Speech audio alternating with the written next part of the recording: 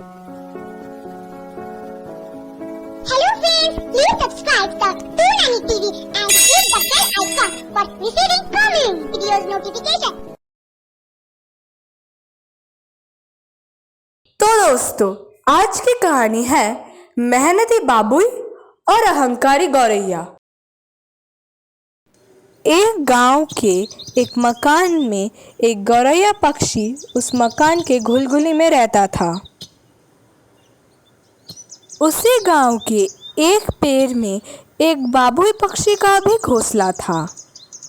बाबुई पक्षी अपने बनाए घोंसले में रहता था और इस तरफ गौरैया उस पक्के मकान के घुलघुली में रहता था और इसी वजह से गौरैया को बहुत अहंकार था।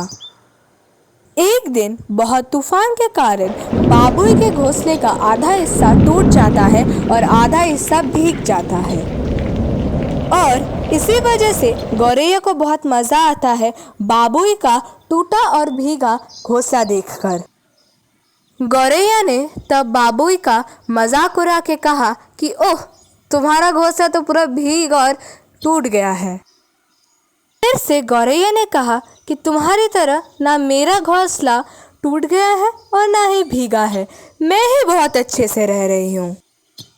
फिर बाबुई ने कहा, इसमें क्या हुआ, मैं अपने घोंसले को फिर से बना भी लूँगी और जब धूप आएगी तब ये सूख भी जाएगा। उसके कुछ दिनों बाद उस मकान को तोड़ा गया और उसके साथ साथ उस मकान के घुलघुली को भी तोड़ा गया।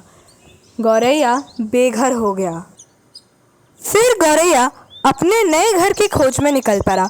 उसकी तो और इतनी क्षमता नहीं कि वो बाबुई की तरह अपना घोंसला खुद बनाए, लेकिन उसे रहने के लिए कोई भी जगह नहीं मिली।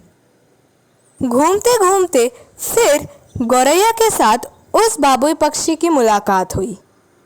बाबुई पक्षी ने कहा, क्या हुआ है बंधु, तुम इतने उदास क्यों हो? गौरैया ने फिर कहा, क्या बोलूँ भाई, मैं जिस मकान पे रहता था ना, उस मकान को तोड़ा गया है और इसकी वजह से मेरा घर भी टूट गया है और मैं अभी बेघर हो गया हूँ, मेरी रहने की कोई जगह नहीं है। फिर बाबुई ने कहा, इसमें चिंतित होने की क्या बात है, मेरा घर है ना, तुम वहाँ रह लेना।